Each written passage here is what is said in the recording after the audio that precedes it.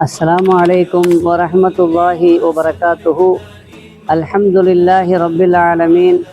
اللهم صل على سيدنا محمد وعلى آل سيدنا محمد وبارك وسلم عليه. Chennai Adyar Khurasani beer மஸ்ஜிதில் நடைபெற்று வருகிற நமது ஜாமியா அல் ஹுதா அரபிக் கல்லூரியில் நாசிரா பிரிவு, ஹிஃபுது பிரிவு, ஆலிம் வகுப்பிற்கான ஜும்ராக்கள் ஆகிய வகுப்புகளில் பாடங்கள் நடைபெற்று வருகிறது. மாணவர்களின் சேர்க்கையும் நடைபெற்று வருகிறது.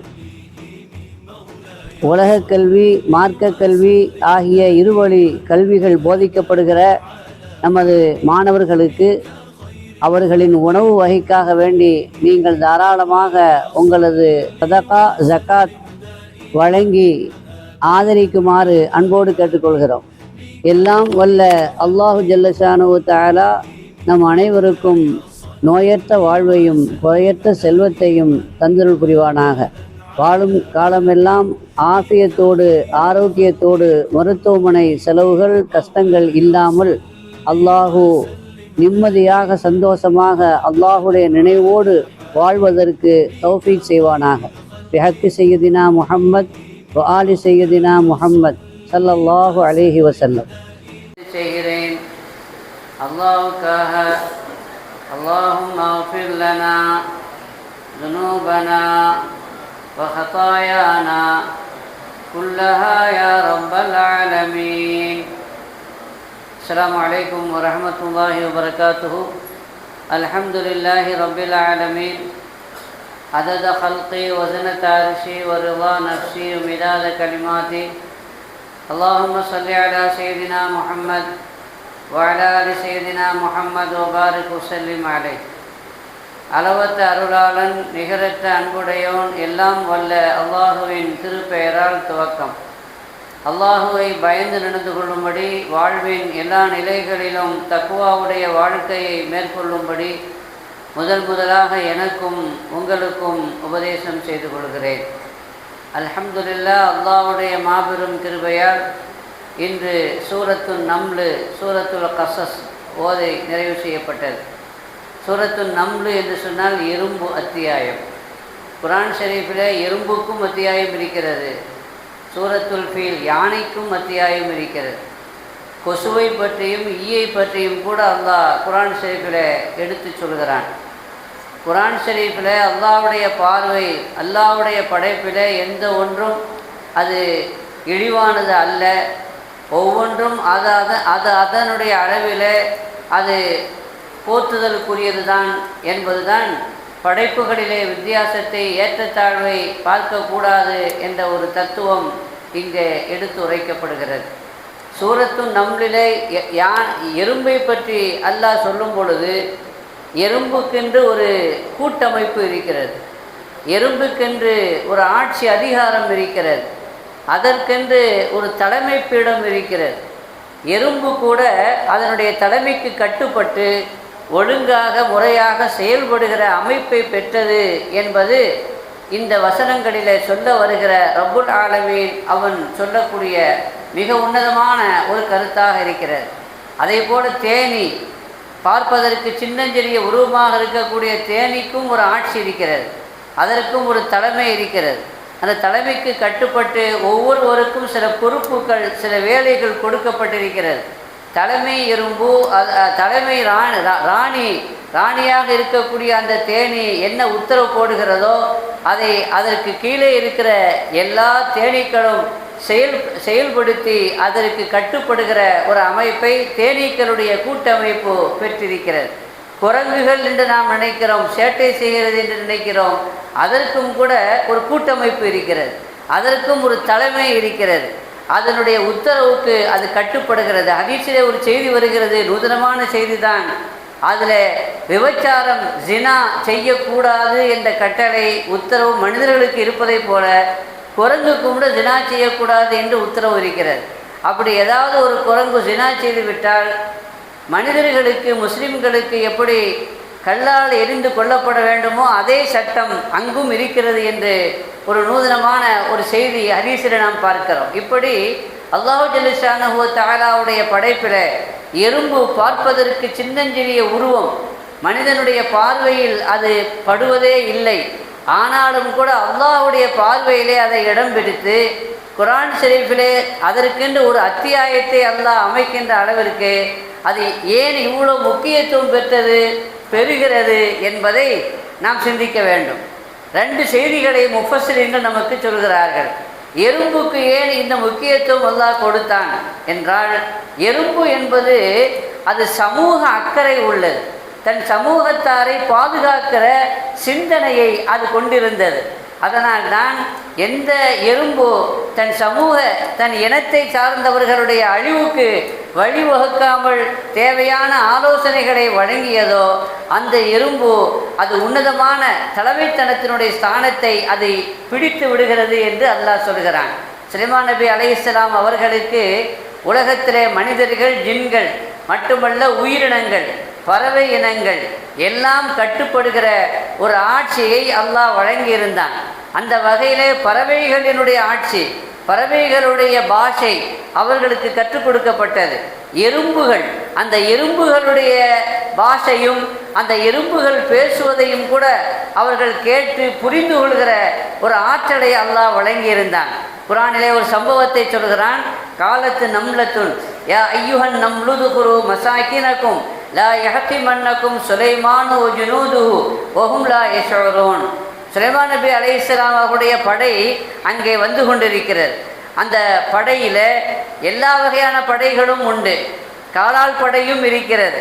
அப்படிப்பட்ட அந்த படை அங்கிருந்து வந்து கொண்டிருக்கிற பொழுது அது வருவதை முற்கூட்டியே தூரத்திலிருந்தே அறிந்து கொண்ட எறும்பு கூட்டத்தினுடைய தலைவி, எறும்பு கூட்டத்திற்கு ஒரு தலைவி, அது பெண்களிடத்தில் தான் தலைமை பொறுப்பு இருக்கிறது என்பதை அந்த குர்ஆனுடைய வசனம் நமக்கு சுட்டி காட்டுகிறது. காலத்து நம்லத்துன், அந்த எறும்பு சொன்னது தன் கூட்டத்தாரை பார்த்து. அது பெண் எறும்பு என்று எப்படி தெரியும்? ஹஜ்ரத் இமாம் அபூ ஹனீஃபா ரஹ்மத்துல்லாஹி அலைஹி சின்ன வயசில் இருக்கும் பொழுது ஹஜ்ரத் கத்தாதா ரலியல்லாஹு அன்ஹு கூஃபாவுக்கு வர்றாங்க. கூஃபாவில் அவங்க மிகப்பெரிய மேதை. அவங்க சொன்னாங்க, யார் வேணுமானா என்ன கேள்வினாலும் கேளுங்க, நான் சொல்கிறேன் அப்படின்னாங்க. சிறியவராக இருந்த இமாமுன் அபூ ஹனீஃபா ரஹ்மத்துல்லாஹி அலைஹி அவங்க வந்து கேட்குறதுக்கு கொஞ்சம் மரியாதை இல்லாமல் போயிடக்கூடாது. அங்கே இருந்தவங்கள்ட்ட சொன்னாங்க, சுலைமான் அலைஹிஸ்ஸலாமோடு பேசியதாக குர்ஆனிலே ஒரு எறும்பை பற்றி சொல்கிறாங்க. அந்த எறும்பு ஆனா பெண்ணான்னு கேளுங்கன்னு சொன்னாங்க. அந்த எறும்பு ஆனா பெண்ணானா அது வரைக்கும் அதை பற்றிய கவனம் இல்லை கத்தாதா அவர்களுக்கு, அந்த யோசனையும் இல்லை. எதுனப்பா கேள்வி கேளுங்கன்னா மறக்க விஷயமாக கேட்பாங்கன்னு பார்த்தா இப்படி நூதனமான ஒரு கேள்வி கேட்குறீங்க. கொஞ்சம் நேரம் அவங்க பதில் சொல்லாமல் இருந்தாங்க. அது என்ன எறும்பு, அது ஆனா பெண்ணா, அது எப்படி தெரிகிறது, நீனே சொல்லுங்க அப்படின்னு சொன்ன உடனே இமாம் அபூ ஹனீஃபா சொன்னாங்கன்னா அது பெண் எறும்புன்னு சொன்னாங்கன்னா. எப்படி பெண் எறும்புன்னு சொல்கிறீங்கன்னா, காலத்து என்று பெண்பாடிலே அதனுடைய வினை சொல்லி அல்லாஹ் சொல்கிறார். எறும்பு ஆண் எறும்பாக இருந்தால் கால நம்லத்துன் என்று சொல்லியிருப்பான். ஆனால் அது பெண்பாடாக இருக்கிற காரணத்தினால் காலத்து நம்லத்துன் என்று அல்லாஹ் சொல்லியிருக்கிறான். எனவே எறும்பு கூட்டத்தினுடைய ராணி எறும்பு அது ஒரு பெண் தலைமையிலே தான் அவைகள் செயல்படுகிறது என்ற ஒரு நுணுக்கத்தை இமாமுல் ஆலம் அபூ ஹனீஃபா அவர்கள் சின்ன வயசிலேயே அந்த நுணுக்கத்தை அறிந்திருந்தார்கள் என்பதை பார்க்கிறோம். ஆக ராணி எறும்பாக இருக்கிற தலைமை பண்பிலே இருக்கக்கூடிய அந்த எறும்பு தன் கூட்டத்தாரை பார்த்து ஒரு உத்தரவு போடுகிறது. உதுகுலு மசாக்கினக்கும், எறும்பு கூட்டமே, என் இனமே, நீங்கள் உங்களுடைய பொந்துகளிலே சென்று நுழைந்து கொள்ளுங்கள். ஏன்னா சுலைமானுடைய படை பரிவாரங்களும் வருகிறார்கள். லா யஹ்திமன்னக்கும் சுலைமானு ஜுனூதுஹு, சுலைமான் நபி அலைஹிஸ்ஸலாம் அவர்களும் அவர்களுடைய படை பரிவாரங்களும் தெரியாமல் அவங்கள மிதித்து சமுட்டி அப்படி நாசம் படுத்திடக்கூடாது, அதனால் உங்களை நீங்கள் பாதுகாத்து கொள்ளுங்க என்று அந்த எறும்பு கூட்டத்தினுடைய தலைவி தனி சமூக மக்களை பார்த்து, எறும்பு இனங்களை பார்த்து அதை பாதுகாத்து கொள்ள வேண்டும் என்ற அக்கறையை எடுத்துக்கொண்டு அது சொன்னது. இந்த சமூக அக்கறையின் காரணமாக தன் இனம் அழிந்து விடக்கூடாது, தன் இனம் பாதுகாக்கப்பட வேண்டும் என்ற இந்த சமூக அக்கறை அதற்கு இருந்த காரணத்தினால்தான் அந்த எறும்புக்கு குர்ஆனிலே அத்தியாயம் வைத்து அல்லாஹ் அதற்கு சிறப்பு செய்தான்.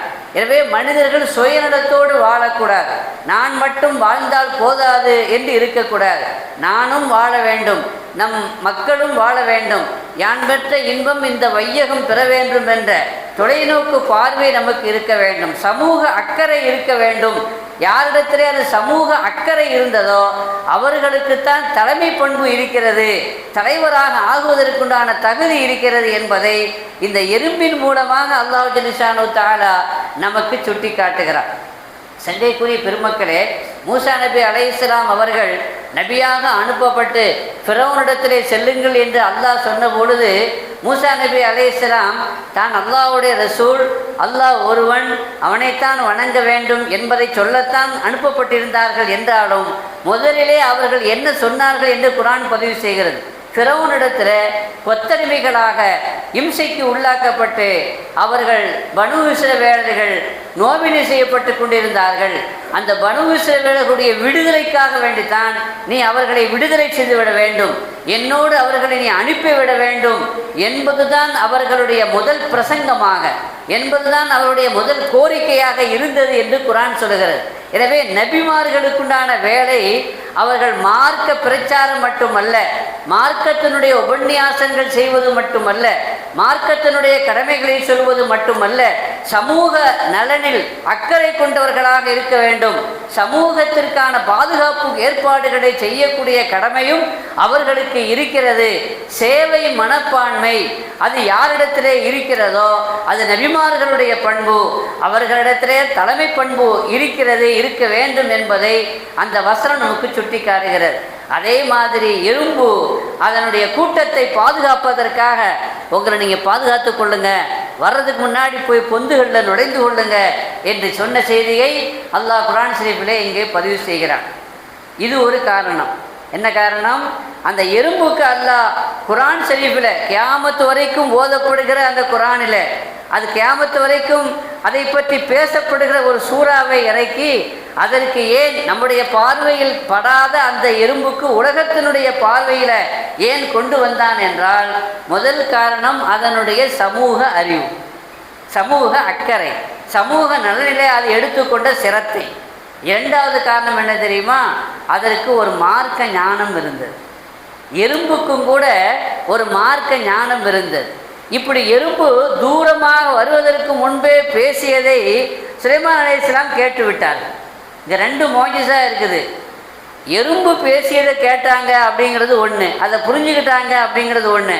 அதுவும் தூரமாக அது சொன்னதை இங்கிருந்து தூரமாக இருந்து காது கொடுத்து கேட்டு அவர்கள் அதை புரிந்து கொண்டார்கள். ஃபதபஸ்ஸம லாஹிகம் மின் கௌலிஹா.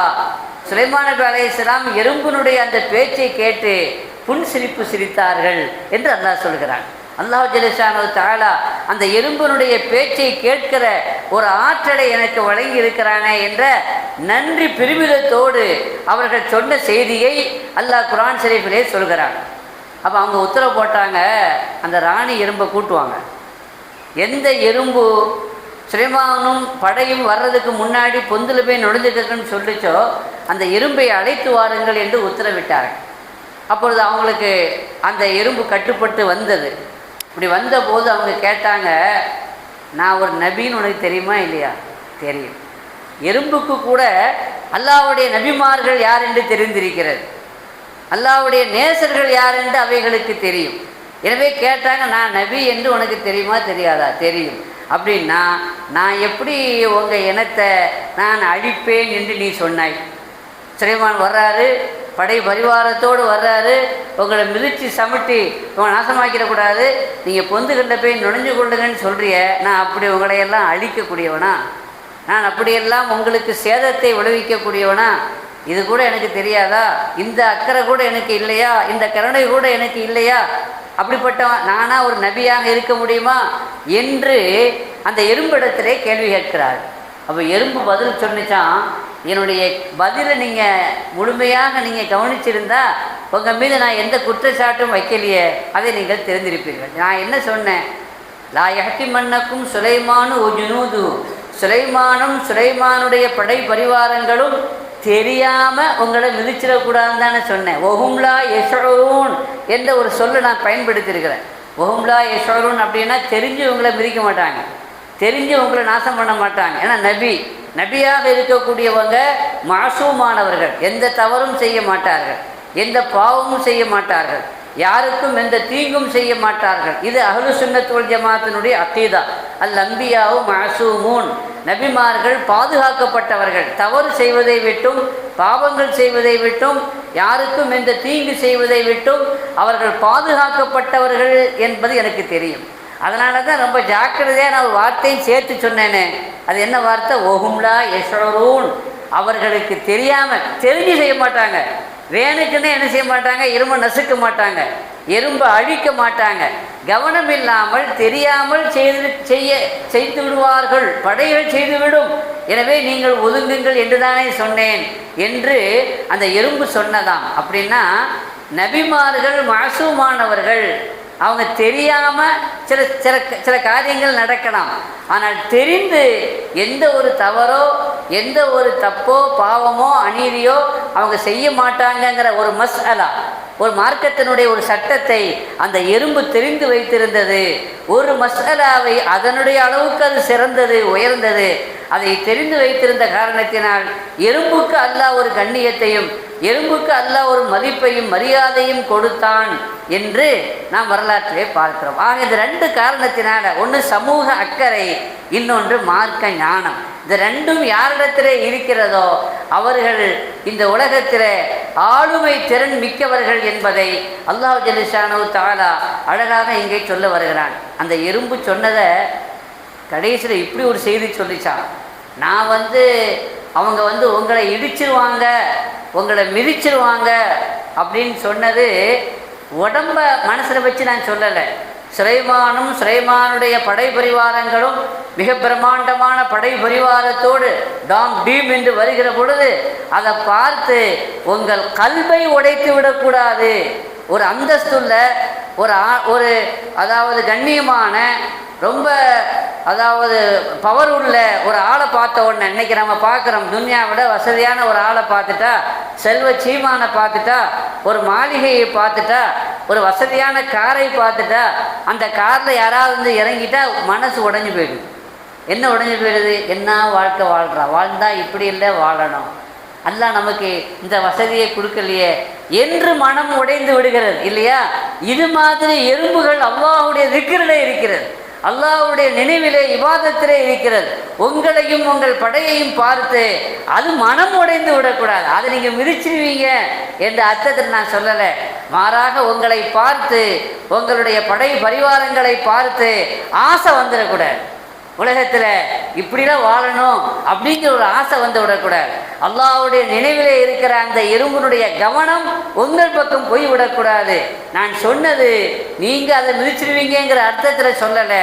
மாறாக உங்களுடைய அதாவது சுலைமானுடைய படையும் உங்களுடைய கல்வை உடைத்து விடக்கூடாது, மனசை உடைத்து விடக்கூடாது.